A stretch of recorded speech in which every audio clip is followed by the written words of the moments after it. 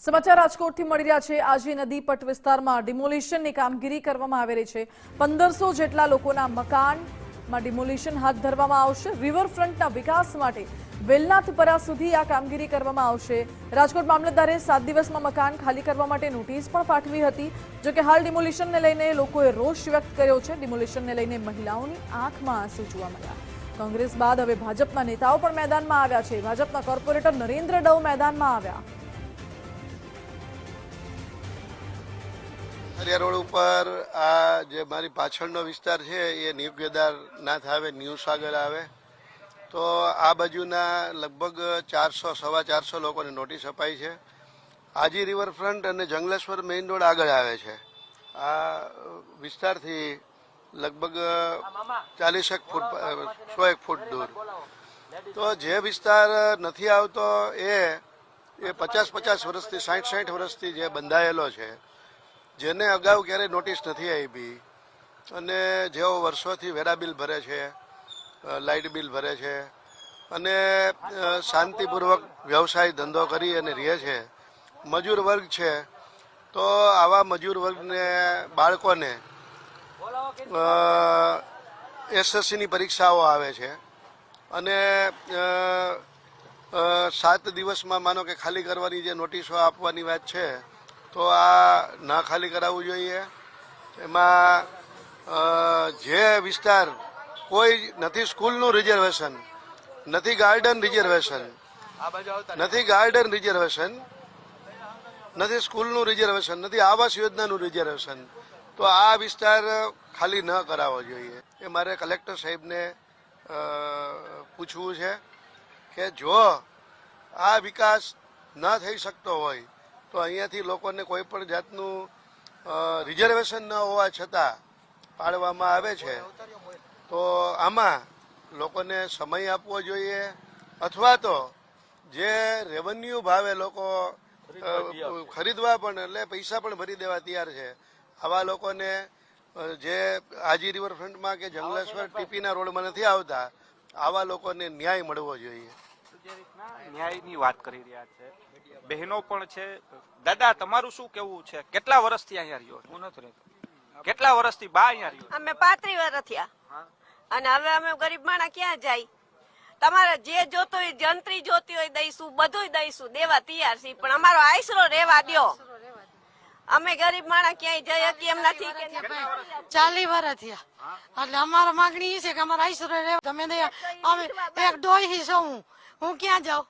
જો એ નરેન્દ્રભાઈ ને ખબર છે, હજી હમણાં મેં વેરો ભર્યો તો નરેન્દ્રભાઈ પાસેથી માગી અને ભર્યો છે અને એને કીધું હપ્તો કરી દો, હું હજી હમણાં વેરો ભરી આવીશું। એટલે અમારી માંગણી એ છે કે અમારા મકાન રહેવા દો।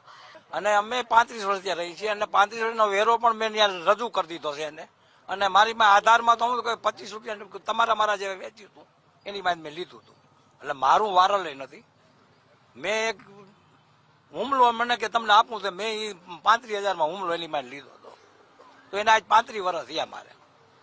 હવે ધંધો આખો ખોરવાઈ જાય છે, કારણ કે અહીંયા આવ્યા તેનું ના છે એટલે મારો ધંધો અહીં ધોબી કામ છે અમારું, એટલે હવે આ વહી જાય એટલે ક્યાંય ધંધામાં, અને અમારે 10 માણસનું ફેમિલી છે। કલેક્ટરને અમે એવો કહો માંગીએ છીએ કે જે કાંઈ તમારે નદી રિવરફ્રન્ટમાં જે કાંઈ આવતું હોય બરાબર, એ તમે રોડ રસ્તા ટીપી કે જે કાંઈ નદી કાંઠો જે કાંઈ આવતો હોય લ્યો, અમને કાંઈ વિરોધ કોઈનો નથી। સામે એટલો નદી કાંઠો પડ્યો, સંસ્કાર એરિયો, ઇન્ડસ્ટ્રી એરિયો સામે છે, એને તમે જોવો, એનું જરાક જોવો, નદી શેના હિસાબે બુરાય છે, આ પાણી શેના હિસાબે આવે છે, એ તમે જરાક આવીને સર્વે કરો તો તમને સાહેબ ખબર પડે। અને નદીથી તો અમારે ક્યાંય આમ નદી છેટી છે, તમે ખાલી હેરા માયરા અહીંયા જોવો કે આ કોના કોના મકાન જાય છે અને આ ગરીબ માણસો બધા અહીંયા રહે છે સાહેબ। કોઈ બધા કોઈ જમીન વેચીને આવ્યા છે ને ગામડેથી બધે સહારો મેકીને મજૂરી કામ કરવા આવ્યા છે, કોઈ કઈ કેટેબલ કોઈ છે નહીં સાહેબ। અહીંના લોકોની સ્થિતિ છે એ યોગ્ય નથી। આ વર્ષોથી શાંતિપૂર્વક રહેતા લોકોને ન્યાય મળવો જોઈએ અને હું કલેક્ટર સાહેબને પણ વિનંતી કરું છું કે અનેક લોકોને એવી સ્થિતિમાં જીવે છે કે 2 એટેક આવી ગયા છે આ વિસ્તારમાં, તો આ વિષયથી તંત્રને કલેક્ટર સાહેબે જે નોટિસો આપી છે કલેક્ટર મુજબ મામલતદાર કચેરીના સંખ્યા મુજબ 1350 નોટિસોની વાત કરે છે, પણ વાસ્તવમાં 1850 લોકોની નોટિસ આવી છે. બાજુવાળાને આપી ને વચમાં નથી આપી, પણ તાત્કાલિક આવીને કે ખાલી કરો, તમારે કેવી રીતે તમને મકાન ભાડે આપે કોઈ? તો પરિવાર લઈને જાવું કે અમારા ગરીબ માણસ? એક તો લોન લઈ લઈને હપ્તા ભરી ભરીને મકાન ખાઈ રહ્યા હોય અમે, બરોબર? તો આ લોકો ધારી છે હું આટલા વાર નહોતા જાયગા ને હવે જાયગા? કોઈ ભાડે નથી દેતું, રાયતું ના ગોતી ખાવા નથી જીવે. મારે ઘરનું મારે મારે ઘરનું મારે હૃદયમાં વહી ગયા છે. અમે ઘરમાં કામ કરીને ખાઈ રાત ને છોકરાની બકરે ઈ સરકારને નથી ખબર, કોઈ ભાડે નથી દેતું. હું કરી 2000 મોટર આપે ચાવી હોકે ને પછી ખાલી અમે જઈશું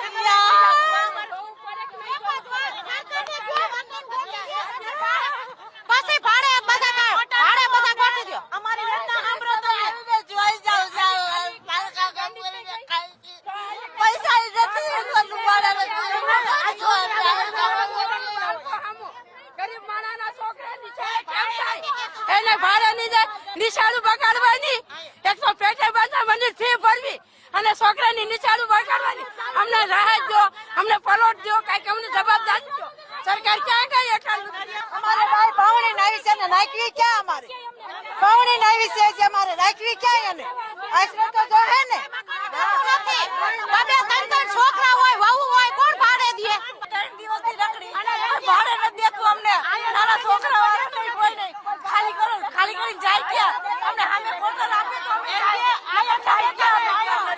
અમારા અપંગ દીકરા છે ભાઈ, 3 દીકરા છે, હું ક્યાં લઈને જાય? અમને ભાડે નથી આપતા. 3 દિવસથી વેચાઈમાં ગોતવા ગઈ હતી તો 3 દિવસથી મકાન ગોતું છું તો મકાન નથી દેતા. અમારે